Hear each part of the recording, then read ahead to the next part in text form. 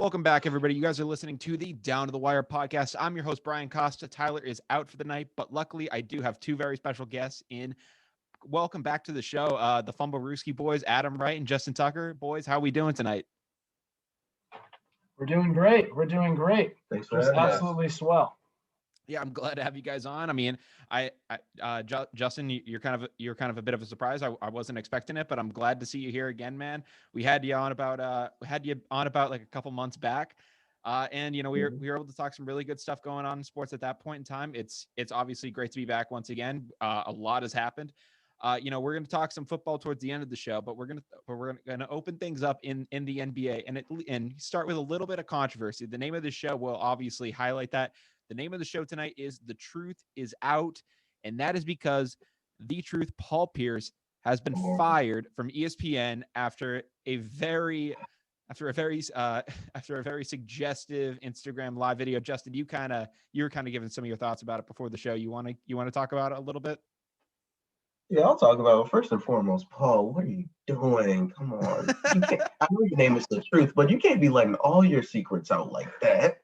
Nah. Yeah, 100%. You got to keep that privacy. I don't know what he's doing. He's messing it up. You got the money, and don't fumble the bag. Yeah, he fumbled it big time now. I mean, yeah, and for anyone who didn't see, Paul Pierce basically did an Instagram live video where he was with multiple he was with multiple dancers. He had I think at one point, I do believe he looked very intoxicated, and it just was not a good look for him. He basically kind of like after everything happened, he got fired. He even went on ESPN though, not on ESPN. He went on like Twitter and basically said like, "Hey man, I'm just winning all day. It doesn't even matter." I'm like, what is this guy doing? So everyone is wondering like, what is this guy's next move? He has to, like, people are like, this guy's either going down the tubes or he has some great plan. Some people were thinking like this type of behavior warrants like a Barstool Sports contract. People are wondering where the hell The Truth is going to go after this. But it has been a very weird start to, just seeing that entire thing go down. A lot of people were even wondering, is he even going to get punished for this? Like, what's going to happen? Some people are saying that this firing is way too strong. Adam, what do you kind of think about this situation? Well, the truth comes out. Am I right? Yeah. I can't believe it. He just didn't strike me as that type who'd just be he's like a former doing stuff like he's this. a former NBA player and ESPN host who has buckets of money. You don't think that this is something that each guy at ESPN has ever done? But not Paul Pierce. I don't know. I just didn't see it. But like I saw it from an Antonio Brown, but I do not see it from a Paul Pierce who doesn't have his head up his ass most of the time. Oh, come on. I mean, now, have you listened to him on ESPN? He does have his head up his ass. I think he can be a little sideways with his takes, but I mean, there's a difference between having bad takes, not knowing what the hell is going on in basketball, and not knowing what the hell is going on just upstairs in general. Mm-hmm. And not using your prefrontal cortex to actually, think.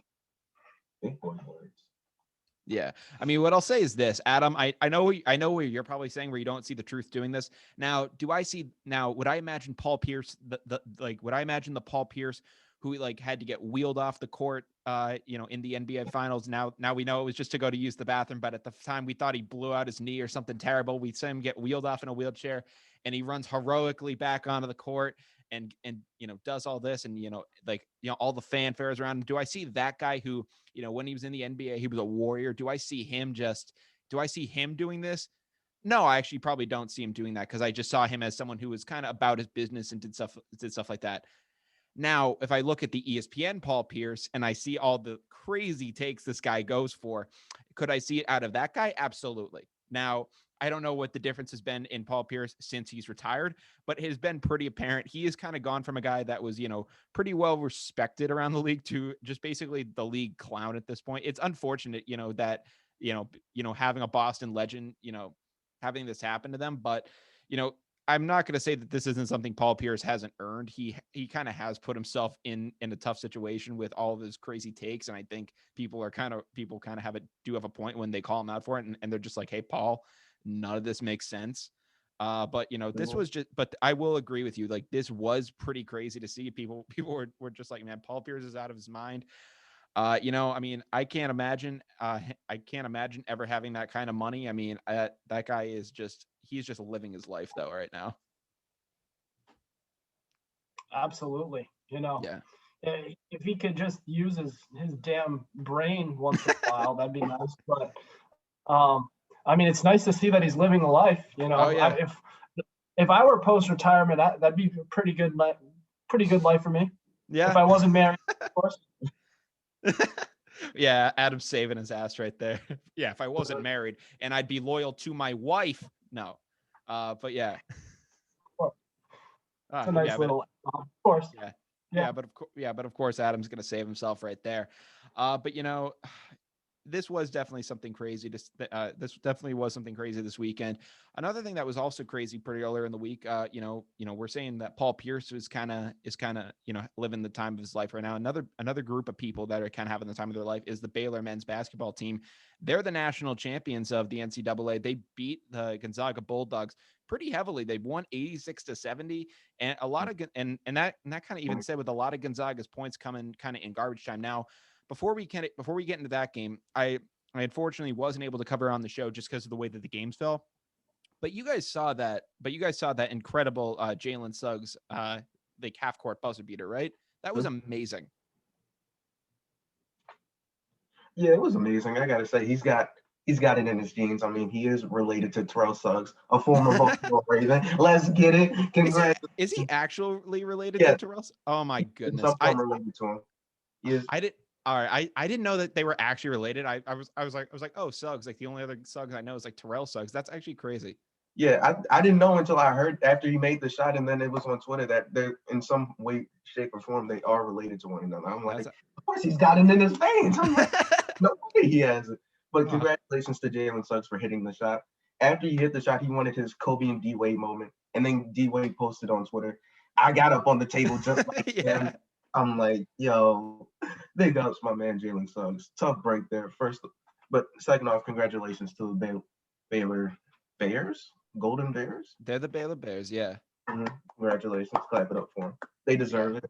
Everybody thought they were going to get handled badly by the undefeated Gonzaga team, but it just wasn't meant to be. They were actually a pretty good team until they had to cancel a few games, and then they lost a few because of that. And once they got into rhythm, they were a pretty hard team to beat. I thought Gonzaga was going to beat them, but I wasn't going to say it was going to be like a landslide. I thought it was going to be close.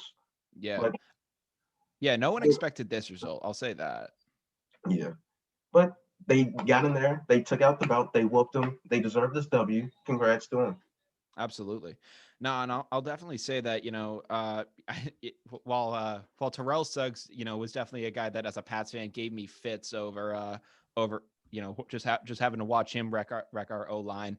But Jalen Suggs, obviously, that's going to go down as a clutch all-time NCAA shot. I remember going on Twitter and people were just saying it's that and Leitner, and I'm just like, well, I mean, there's definitely some other shots that I throw in there. Villanova winning it all at the buzzer, I'd throw on there. I'd throw NC State's buzzer beater on there. But it's definitely going to be one of those all-timers now. And but March Madness in general just did not disappoint with COVID. I thought that, it wasn't going to be as crazy, but, from the get-go, we were seeing buzzer beaters left and right. We saw Oral Roberts go on the upset, the streak that they went on. It was it was actually a very, good March Madness, even though everyone's bracket got busted within like the first day. Yeah. Ohio got bounced. Oh yeah. And Ohio State got bounced, but Ohio University won. Yeah, Ohio. I'm thinking the Ohio State. Let me clarify. Ohio State got bounced by Oral Roberts, and everybody in Ohio was just disappointed. UCLA came out of nowhere and just was a team, and they lost.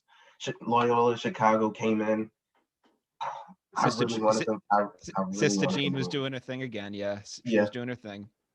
But I was like, this year did not disappoint as far as March Madness and upsets. No, it was a great year. Adam? This is this would be the most disappointing thing to happen for the Arizona area if it weren't for Josh Rosen being an absolute bust on the Arizona Cardinals. But it's disappointing for Gonzaga.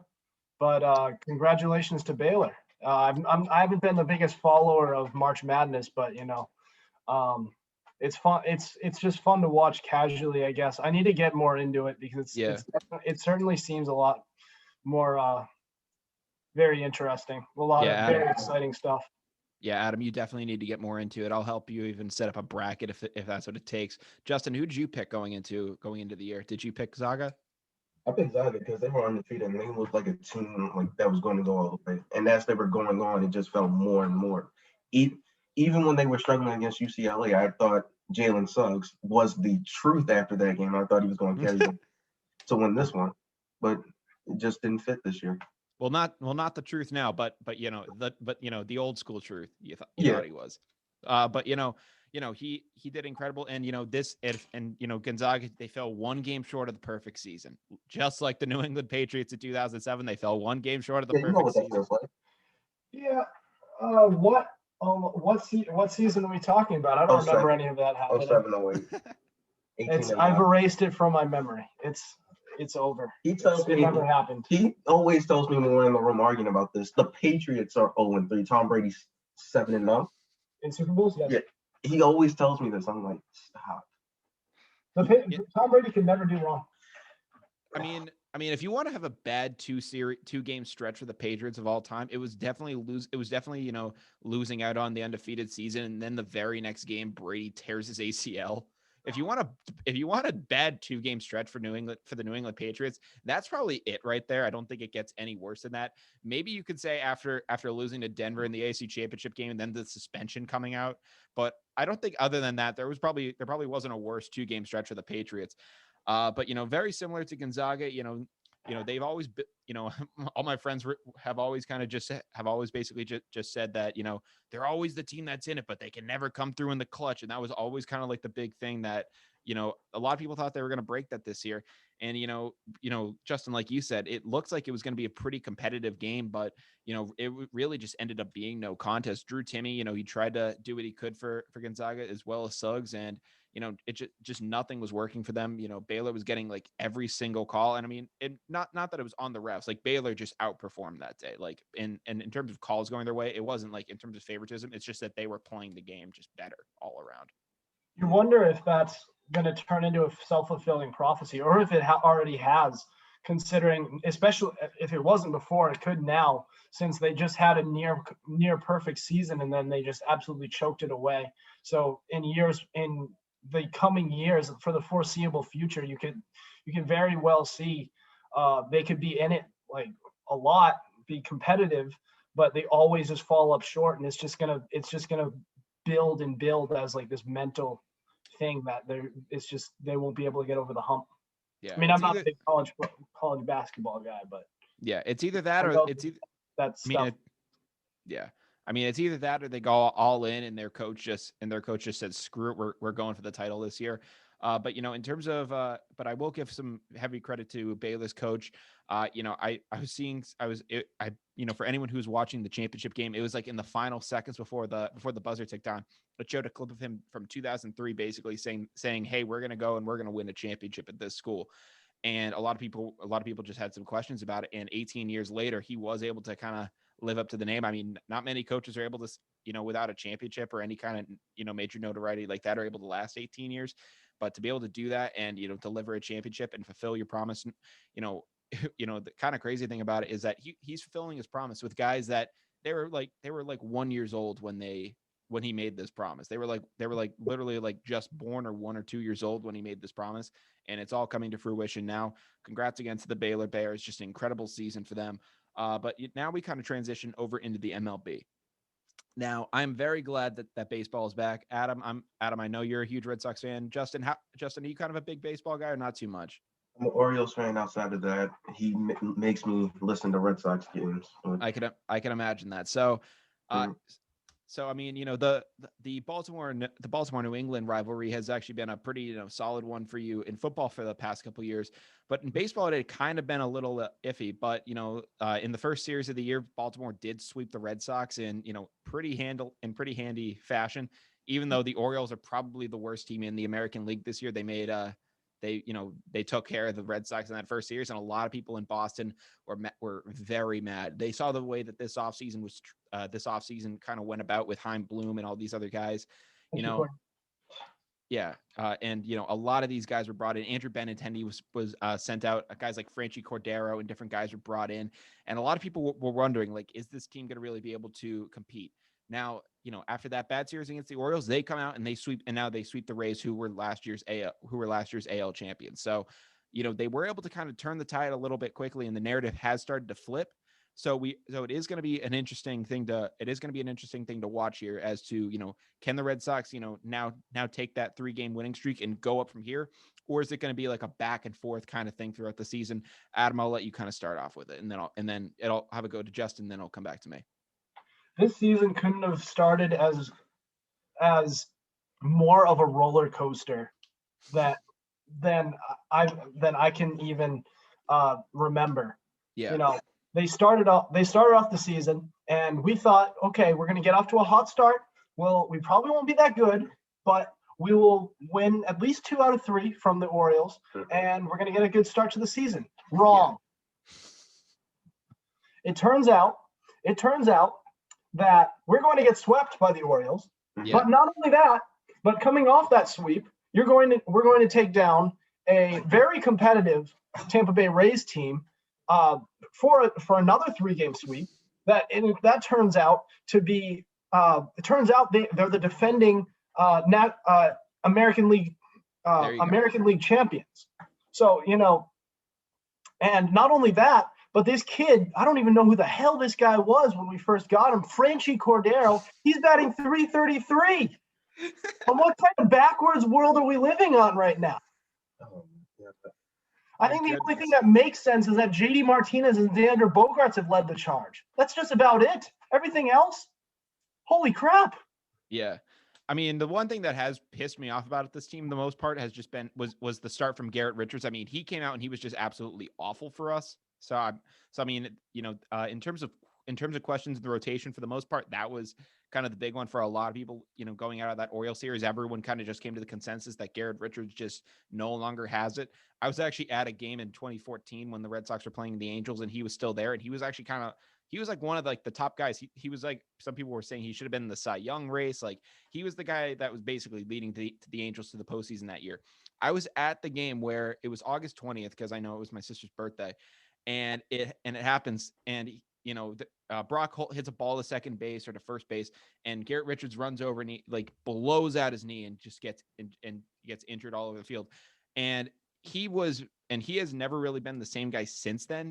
He's never really been able to regain himself, and he looked very rough in that series. So I think a lot of people have some questions about him.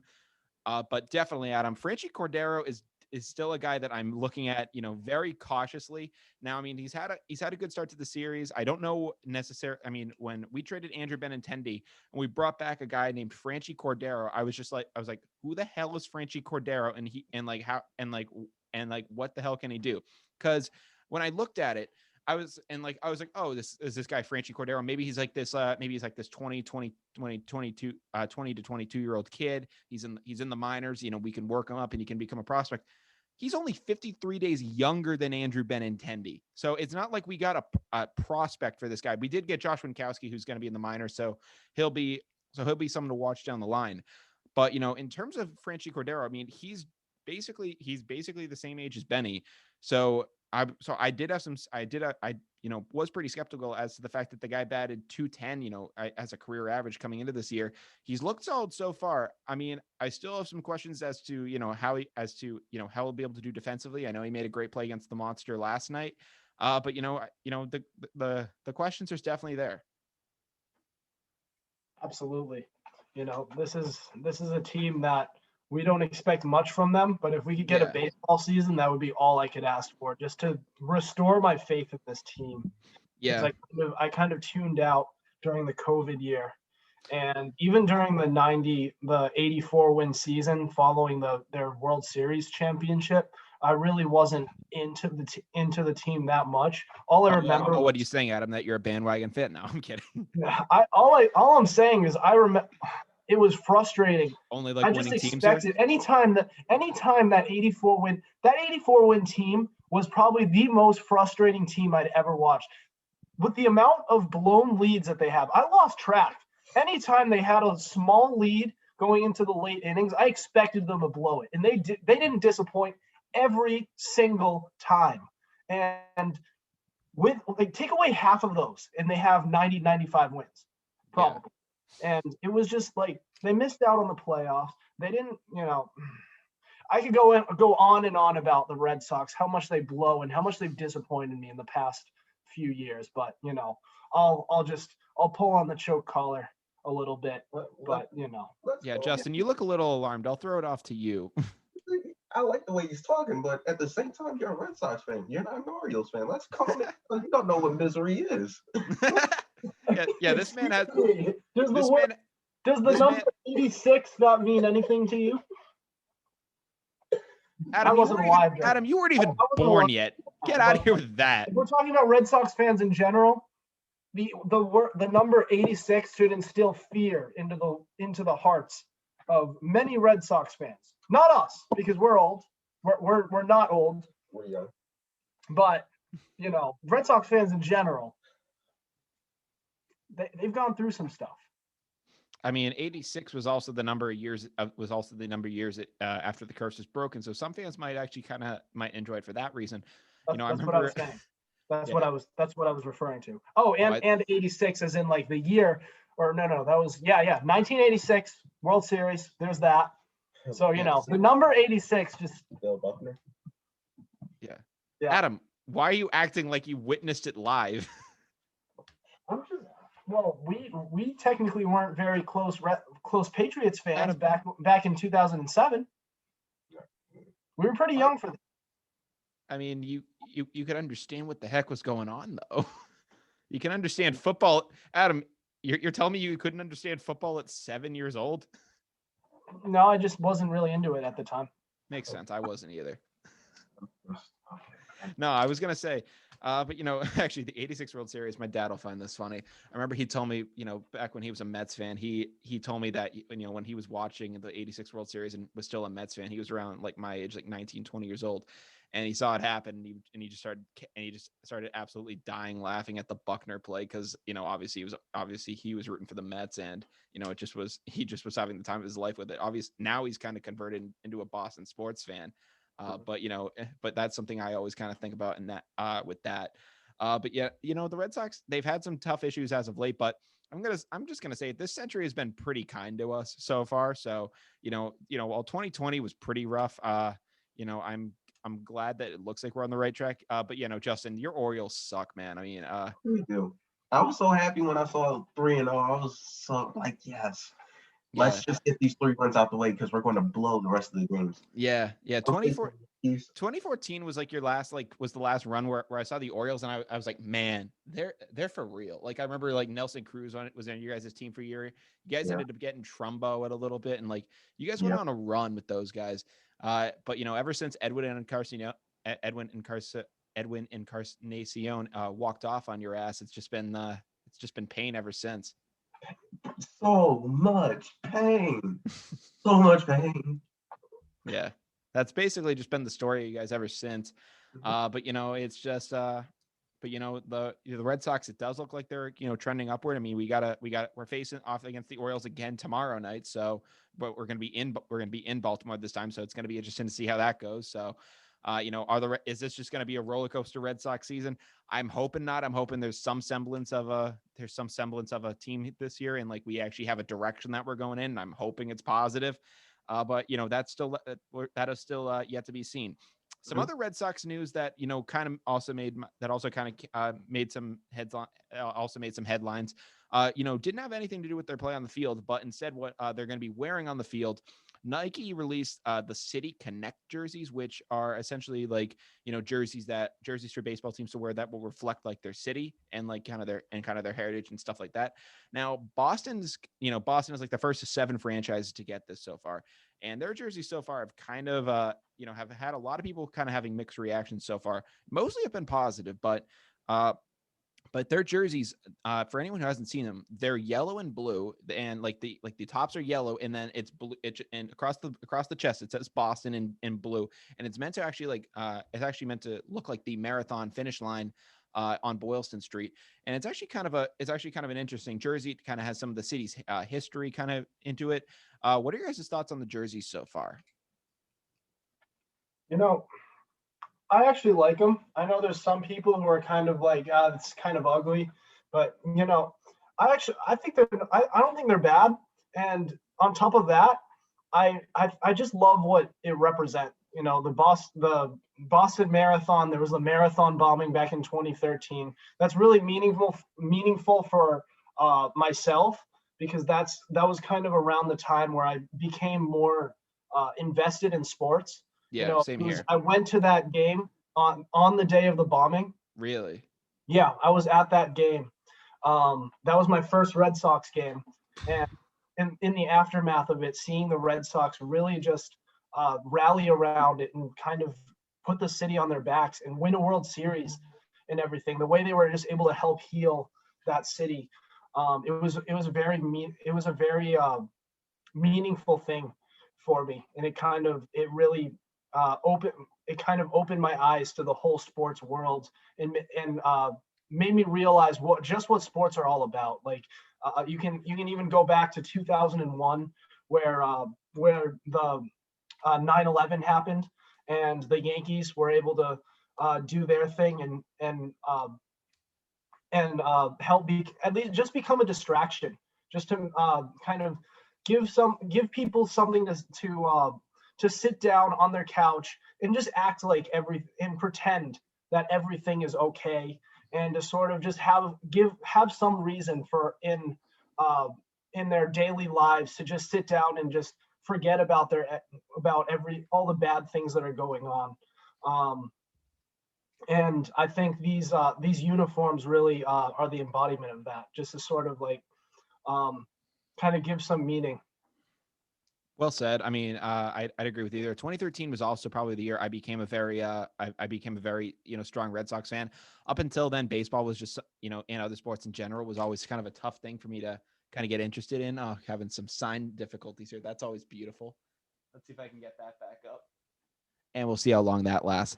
But 2013 obviously was a year that I was became very invested as a Red Sox fan. I pretty much watched almost any game I could. Any game that was on TV, I was, always tuned in S, and that was probably the year I was, the most involved. And I remember how the Red Sox kind of came together after the marathon bombing and all that stuff as well. I remember, and then, in terms of 9/11 stuff like that, I mean, I've seen the clip of Mike Piazza's home run so many times now, and that's also been a huge kind of symbol of its own. I think the jerseys, it's going to take a little bit for them to grow on me. I mean, the fact that you're the Red Sox, and you don't have any red in your uniforms is definitely a little odd to me. But I've definitely seen some weirder uniforms. I mean, in terms of uniform series, the City Connect jerseys are far from the weirdest.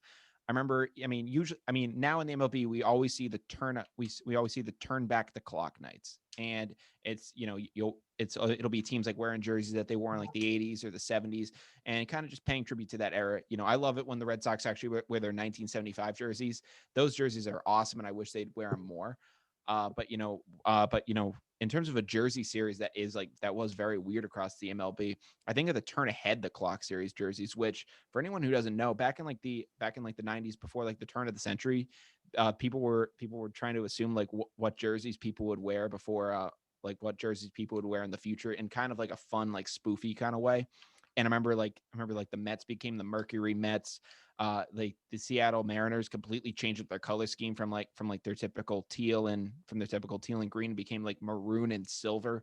and like they cut the sleeves off their jerseys, and it became like this crazy thing. So it's not like we haven't seen like complete color changes in baseball before, or like all these different kind of all these different things. It's definitely been seen before, but I will agree with you. It is an odd look, but I am excited to see them wear this. Plus, they also announced that these jerseys are going to be worn on the weekend before the marathon game, and during the marathon game they're going to wear the white Red Sox jerseys that say Boston across the front, the ones that they've been wearing basically ever since the attack.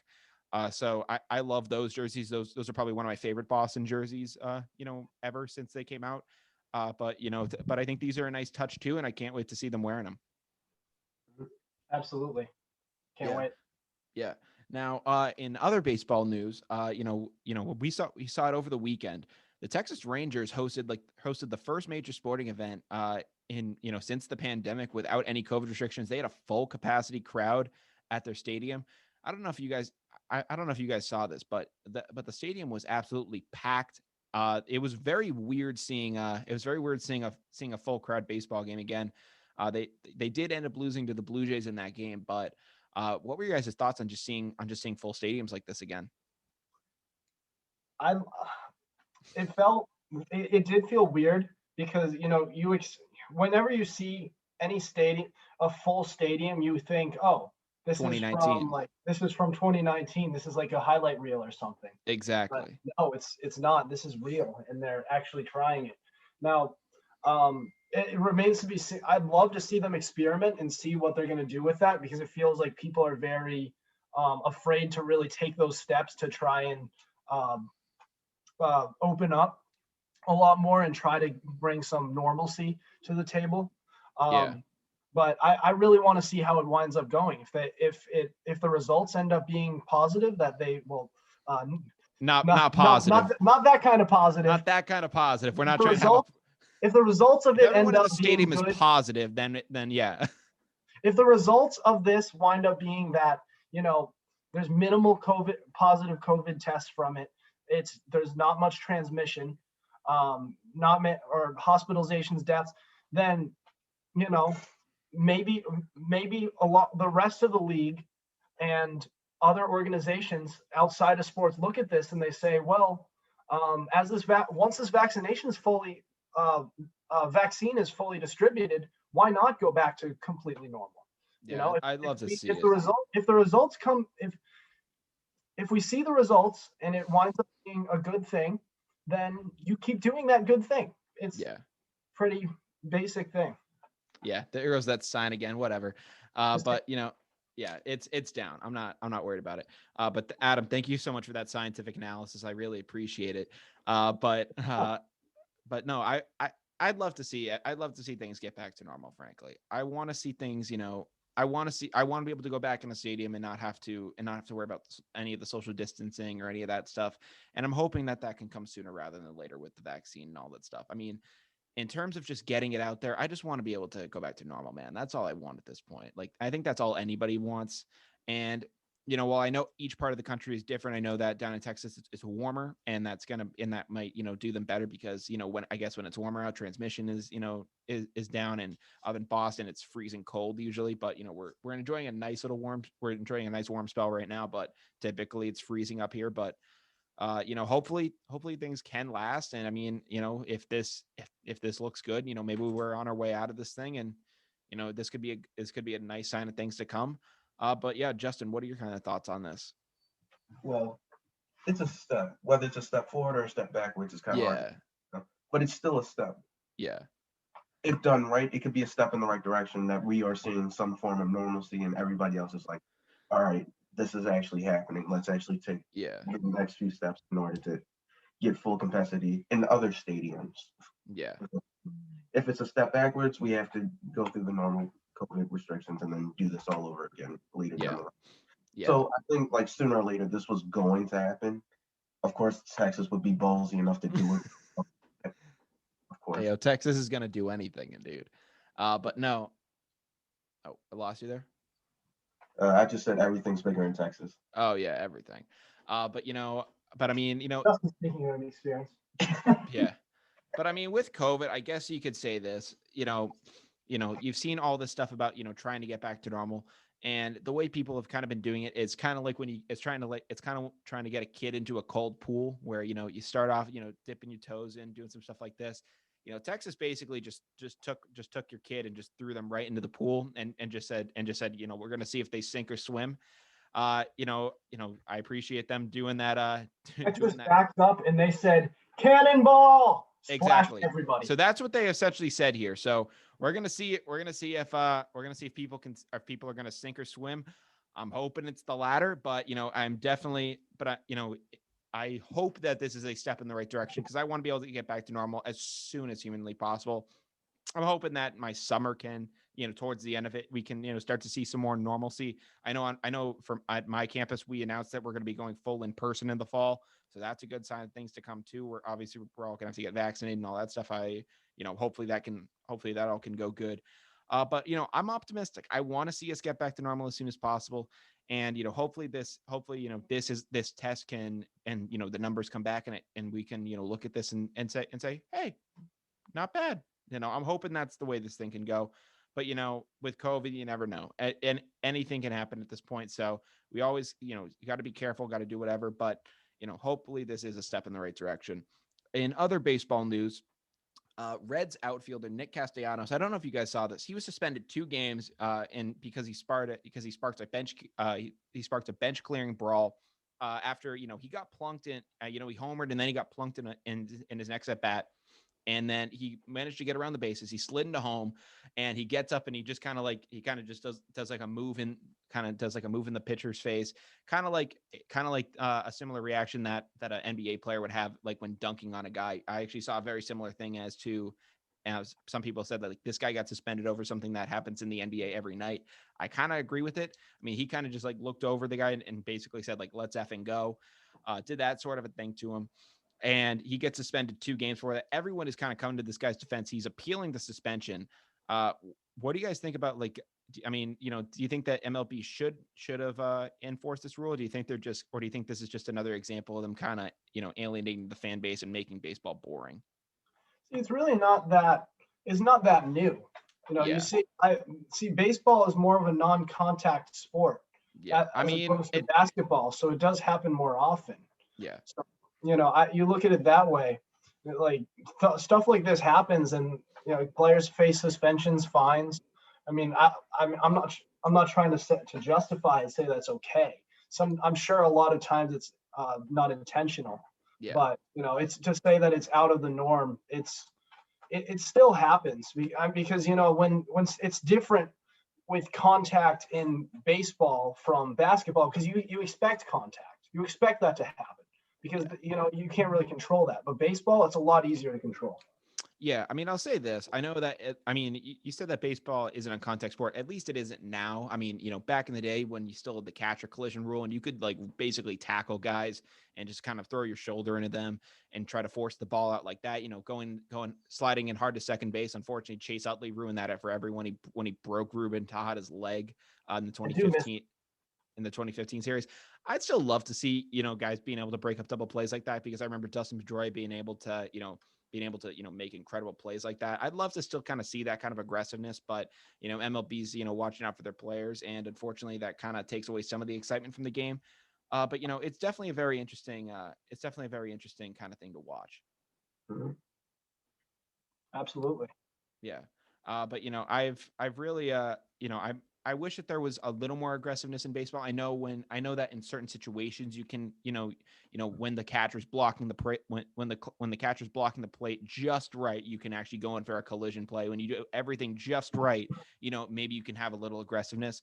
But all the players at this point are kind of now conditioned to think that, well, if I go for the aggressive play and things aren't picture perfect, then the umpire is basically just gonna say that the player is out, and it's not going to even be worth getting that aggressive. So that's why you've seen some of the aggressiveness die down in the MLB. And it wasn't even him getting suspended over the aggressiveness. It was him getting suspended over kind of getting pumped up in the guy's face. He kind of like in terms of stepping over him, he kind of just was like looking down at him and was kind of just saying some stuff. Now, maybe while a fine could be in order and some stuff like that, I could understand that. And maybe even a suspension or something. It definitely is tough, but I do kind of wish they I do wish that things had, maybe turned out differently. I'd like to see MLB players kind of get fired up and stuff like that, because it draws some attention to the sport. It actually shows, fans, maybe not as passionate fans, hey, these guys actually have some character to them. They can actually, do some stuff on the field. And, like you can actually, have a personality in baseball, which Rob Manfred, unfortunately, has just been stripping away from these guys. So, we'll see where the suspension goes, but it's definitely been a very interesting thing for them. Some MLB news that I was not able to put down in the script before the show was that the Texas Rangers also sent their second baseman Rougned Odor to the Yankees in a trade. He's now going to be in New York. I mean, this guy is able to belt out 30 home runs a year, and he's just another addition to that Bronx Bombers lineup. Adam, having a face off against Odor now, as a Red Sox fan, what do you kind of think about this? All I can remember about Rougned Odor is a couple seasons of hitting 30 home runs and punching Jose Bautista in the face. Oh yes, he did. Other than that, like, you look at his batting averages, it's been nothing special. Yeah. He's really been known for just those two things that I mentioned previously, that he's been able to hit for power. He's shown that every now and then. He punched Jose Bautista in the face. And he rocked his world. Yeah. He rocked Jose Bautista's world when he hit him like that. That was incredible. That was during the time where Bautista was kind of in the prime of his career. He was hitting home runs left and right. He had an attitude problem. Bautista was great for baseball. He was great at that. He was a grade A-hole, and we loved it. And this guy got up and he responded to it. Yeah. Straight up socked him in the face. Oh my God. Yeah. And I mean, I think that, that kind of saved the rivalry at that point. Cause I think at that point, the way MLB fans viewed that rivalry was very one-sided, because, they saw the way that the Rangers choked against them. They saw everyone knew Bautista for the home run. And, going into that series, the reason Bautista even got on base was because the Texas Rangers pitcher, who wasn't even on the team at the time, basically just intentionally threw at Bautista, and everyone was just like, man, what the hell is this guy doing? Bautista gets the first. He ends up going into he ends up going into second on the play. He gets up, and that's when the whole Odor thing happened. So I mean, and I think that Odor punch kind of did a little something in that rivalry.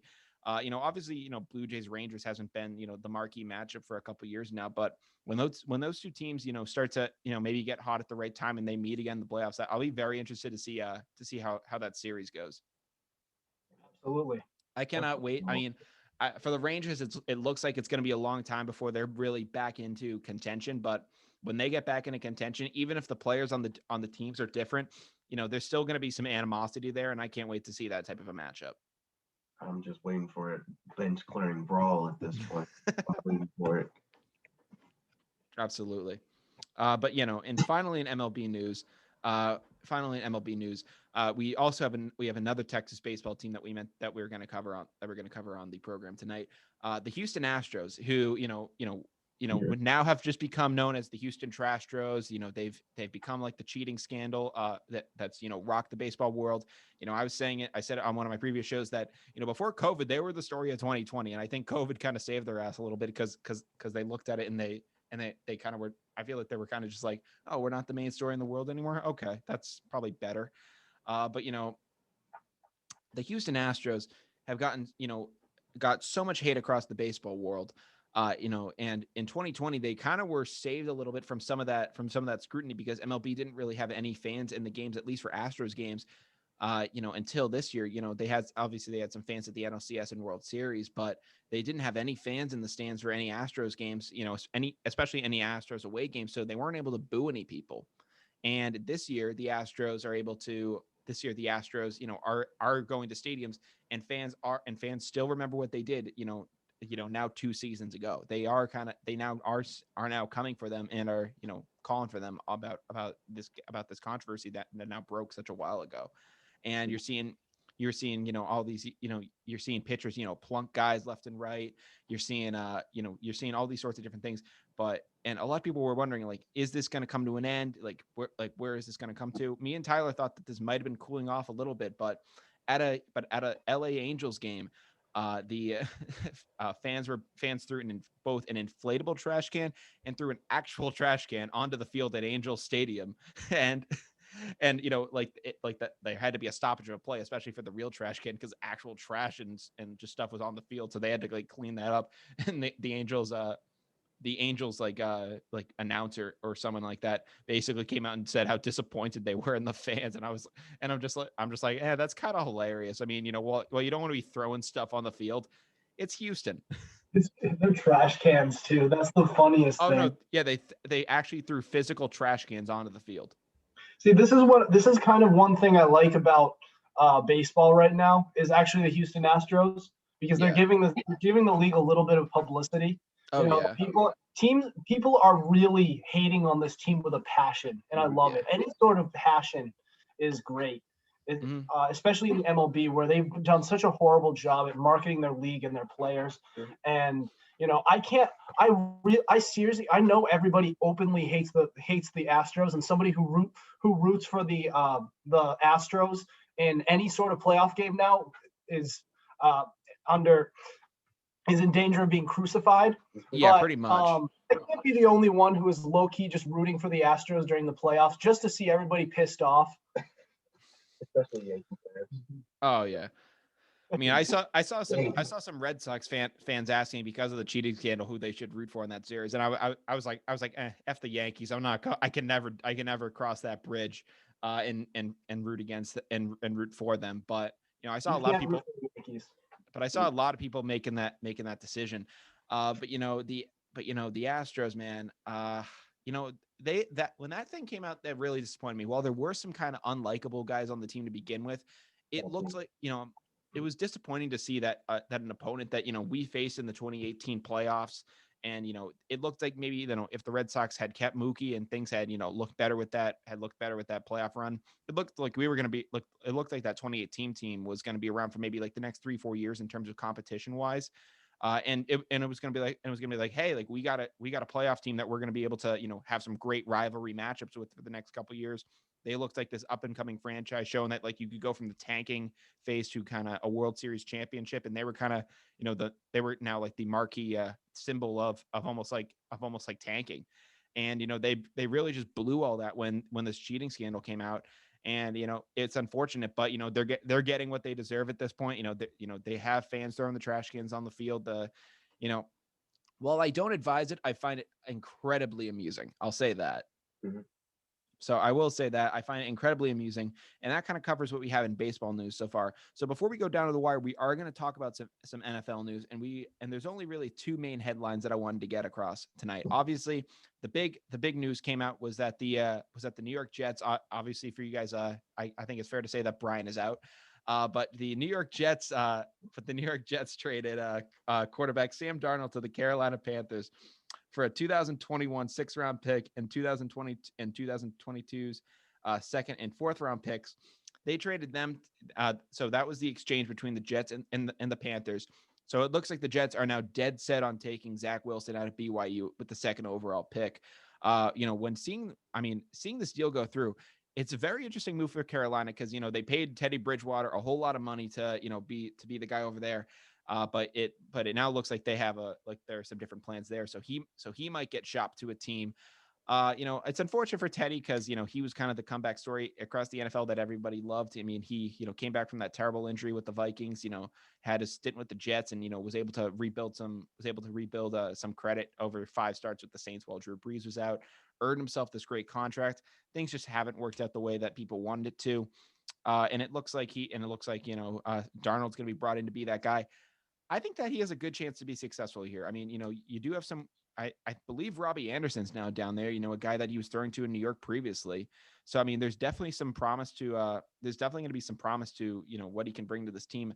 I like the move. I think getting Darnold out of the trash organization that is New York Jets is the best thing that ever could have happened for him. That's why I'm praying for Zach Wilson, with all my life, that he can, I'm hoping that he can do the same and get out of there. That's what I'm hoping for. Get out of there. He's not even there, and you're already hoping he gets out. I'm hoping he pulls an Eli Manning or a John Elway. I think them doing that was kind of trashy. I mean, when it's the New York Jets, man, I wouldn't blame Zach Wilson for 1 second if he decides that he wants to get the hell out of New York before he even gets there.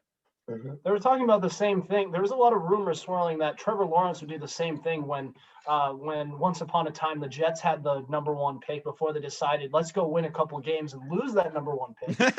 But they were talking a lot about that. That Trevor Lawrence would just say, screw you guys, I want to go somewhere else. Or hell, I'll just play at Clemson another year, try to win the national title again.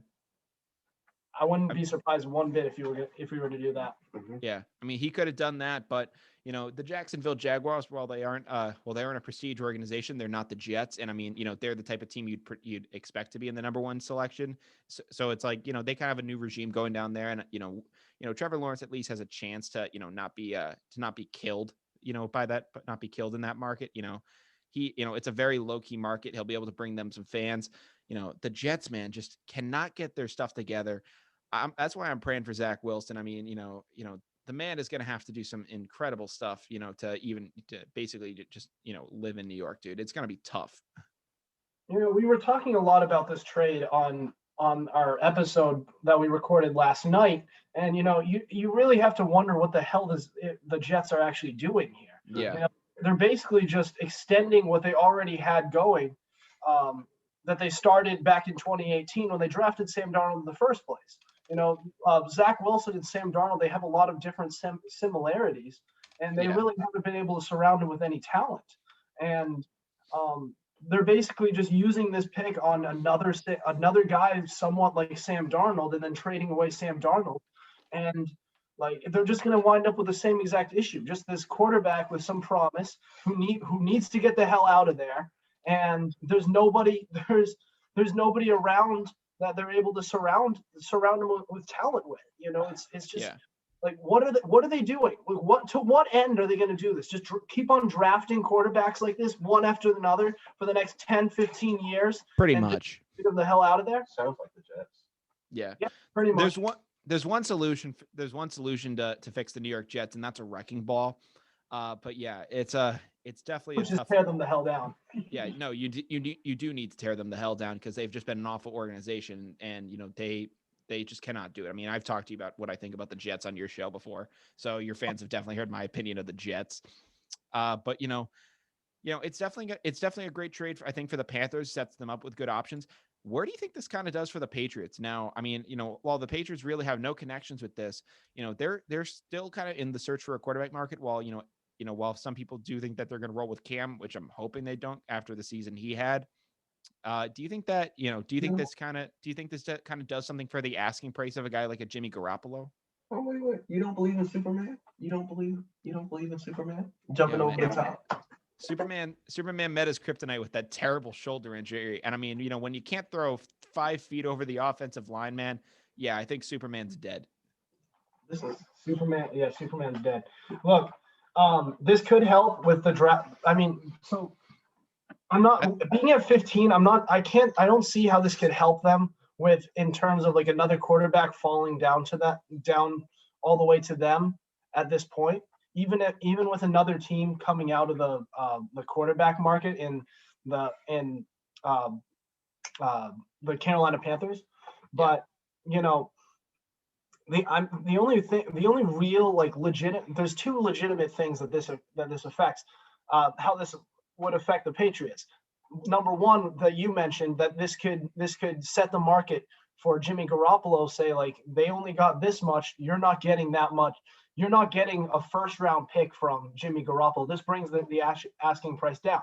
The second way is that what is Carolina going to do with their number 8 pick? Now they have Teddy Bridgewater now. Do they just trade the number 8 pick and maybe a team that's quarterback hungry, like the New England Patriots, or not just them, maybe the Washington football team, the Chicago Bears. Yeah, it looks like the football team's going to roll with Fitzmagic, though. It looks like the football team's going to roll with Fitzmagic. I mean, I don't think I don't think a team's going to be able. I don't think a team's trading Teddy Bridgewater for a first-round pick or anything like that. So it's definitely. I never said that. Okay, no, I thought that's what you were alluding to. No, I'm just saying a team's going to look at the number 8 pick Yeah. And they might say, well, a quarterback like a Trey Lance or Justin Fields could fall down there. And we need a quarterback, so we'll give you our first round this year and maybe next year, or a second round pick next year. And we'll take whatever we can get at that number 8 spot. So that's two ways that this could help the New England Patriots. But other than that, it doesn't do quite as much as you would think. Yeah. Justin? Well, it does help the New England Patriots in a number of ways. As far as the Jimmy Garoppolo thing, they still have capped in order to go after him, and they still have capital. So if they did want to trade for, like, per se, Jimmy Garoppolo, they could, even though they've already done that experiment. And it could turn out better this time around, but he's injury prone at this moment in time, so I wouldn't recommend it. I would, if we're going towards drafting a future franchise quarterback, I would say that it does increase their chances if they did, per se, they wanted to stay at 15. Yeah. Because no one, as of right now, no one is traded up in the 8th overall spot, even though there are people at the number 4 overall spot calling it land and say, we want that pick. As of right now, Atlanta still has that pick. So maybe New England could either stay where they are and possibly get one of the future quarterbacks and not have to give up anything. Or if they're really demanding on a particular quarterback, they can move up to 8, not having to give up as much capital as they would have to go up to 4, and then either Trey Lance or Justin Fields. Yeah, I mean, I have some, a lot of people are voicing their concerns right now about Justin Fields in terms of his playability.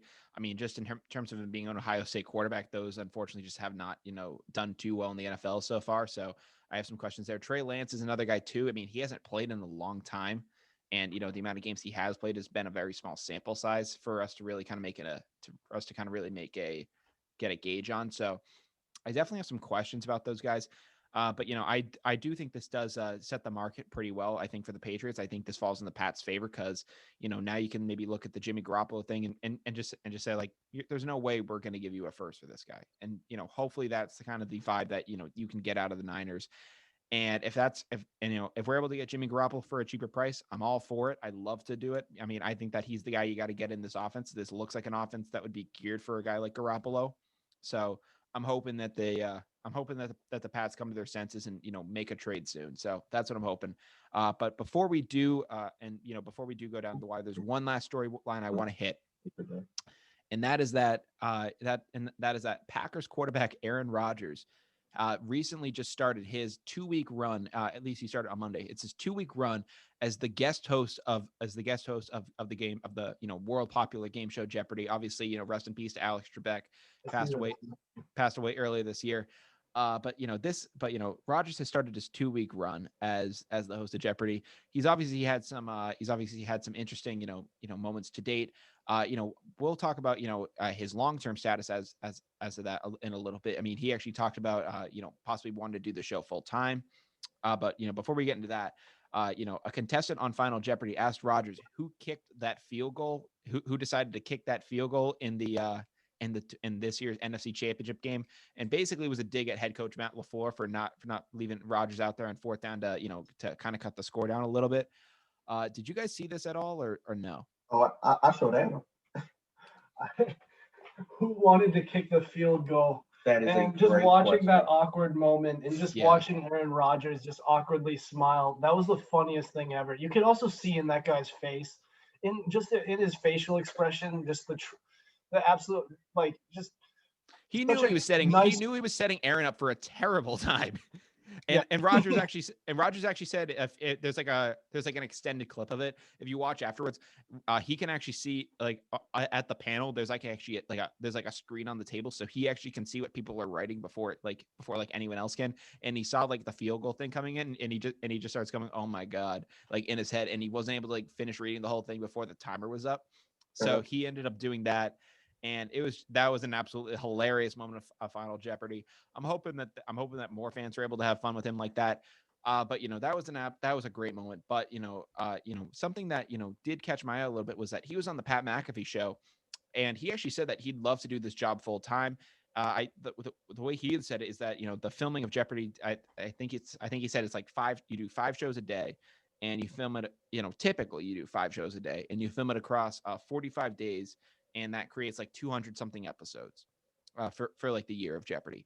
And Rodgers basically said like, hey, with my off season, I'm off for like however many days of the summer. I could essentially, he basically said I could just dedicate like a month or so of my time, come in, do the episodes of Jeopardy, and I could just be the host of Jeopardy and be an NFL MVP level quarterback at the same time. Would you guys want? I mean, do you guys want to see Aaron Rodgers as the host of Jeopardy? I know they've brought in a couple other guest hosts at this point in time, but this would be pretty ambitious. It's not even like Rodgers is retired at this point. I think having him be retired and do this is a completely different conversation. But having Aaron Rodgers, as an active NFL player, be the host of Jeopardy, I'd kind of be all here for it. I mean, I'm definitely not the biggest fan of Aaron Rodgers. Tom Brady's always been my guy, but to see whatever, Justin, whatever. But just to see Aaron Rodgers on Jeopardy, it would be a complete, change of character from the guy that we've always thought has kind of always been reserved and cold and kind of cut off from his family. It'd be a very different change of character for the guy, and I'd actually really enjoy seeing it. I think it'd be very comical because I think you get a lot more results like this. What do you guys think about Aaron Rodgers and in the idea of him being on Jeopardy? I love it. I prefer if he starts whipping ass on the field and then whooping ass in Jeopardy. Yeah. Like if he's an MVP level quarterback while doing Jeopardy, I mean, you got to tip your hat off to him, right? Because he's double timing, killing it. So I'm like, and that's more money. I'm never going to hold the guy back from actually trying to get. Oh yeah. So I'm like, if he can do it, sure. Like I remember. No, I mean this is. Oh, you go ahead. You go ahead. My bad. I remember when Peyton Manning hosted the ESPYs a couple of years ago, and he was funny and he did it well. I think this could be something similar to that, where he's just sitting there, he's cracking some jokes. Some fans are other athletes are trolling him like this. This could be a good remember you're Brian, you're a devoted Patriots fan. You remember this. Absolutely. Julian Edelman and a few other Patriots were called up to the stands during Peyton Manning's hosting of the ESPYs. Yeah. And he goes, yeah, Peyton's kind of killing it this year. He goes, yeah, we are indoors. And then the entire, it was a bit of a late response by the audience, but everybody just was like, oh my, because he just absolutely trolled him. You could see things like that happening with Aaron Rodgers because he's an athlete and, people are competitive. There's playful trash talk. That could be a great added element to him hosting. No, I definitely agree. I mean, and it definitely has more potential than just something like that. Cause Peyton Manning, that was a one-off kind of thing. This would be a full-time commitment for Aaron Rodgers, when he does it. And, he would be the Jeopardy guy. And, this would be something that extends far beyond his career, possibly. This two week, rehearsal or tryout could have, might be something that sets him up, for big time going forward for the rest of his career. I'd be very interested in seeing it. Just just going on my TV, late at night, or just coming home and seeing my parents watch Jeopardy, and I just see Aaron Rodgers, reading off questions to people. It would be a very surreal experience at first, but frankly, he looks very comfortable in the role. I'd love to see him there. Absolutely. Yeah, hopefully he can continue to do it. It's got a balance. But it looks like we're starting to come towards the end of this episode now. So we are officially down to the wire. So we are going to go through everything we talked about in this throughout this past show, and we'll send you guys on your way. But we ended up starting things off talking about Paul Pierce's very interesting Instagram live video where he appeared with multiple dancers and appeared intoxicated. This prompted me to get fired from ESPN. We gave our thoughts on Paul Pierce, and now that the truth is out, we now have to see what his future looks like from here. We then got into March Madness, talked about Jalen Suggs game-winning three in overtime to send him to OT. We also talked about Baylor beating Gonzaga 86-70 in the March Madness tournament. Congrats to the Baylor Bears once again. All hands on deck. Congratulations to you guys. Very well deserved. In MLB news, we talked about the Boston Red Sox starting their season off on a rough note, but coming back to sweep the Rays here. We talked about their Boston Marathon inspired unis by Nike, the City Connect jerseys. We talked about the Texas Rangers being the first full team to have full capacity since the pandemic started. We talked Nick Castellanos' 2-game suspension after sparking a bench killing brawl. Ruben Odor is going to the New York Yankees, and we talked about what that means for them. And finally, in baseball news, we discussed the Astros being heckled mercilessly by Angels fans, which included physical and like actual and fake trash cans being thrown onto the field there. And we wrap things up in the NFL discussing the Sam Darnold to the Sam Darnold to the Carolina Panthers trade. Him thankfully getting the hell out of New York. Very grateful for that guy. And we talked Aaron Rodgers being, his potential as the future host of Jeopardy, and some funny moments that going on there so far. If you guys haven't followed us on social media yet at this point, you can follow us on Spotify, YouTube, Google Podcasts. Apple still got to work on that one. That one's a tough one. And then also you can follow, and the main hub to get every update from us is on our Instagram. You can follow that at down.tothewire. Again, at down.tothewire. Make sure you guys follow these guys. Make sure you follow the Fumblerooski boys. You guys want to do a quick shout out for yourselves? Yeah, go follow the Fumblerooski podcast on Instagram. We for the latest NFL coverage, and go check out our podcast. We analyze everything, hot takes, some debates, everything. Very hot takes. I'll give you that. Very hot takes. I've been on these guys' show before. They've now been on mine for multiple times at this point. I thank you guys for coming on the show. It's been a great time having you. But from Down to the Wire, I'm Brian Costa. I'm Adam Wright. I'm Justin Tucker. And we hope you guys have a great night. Take care.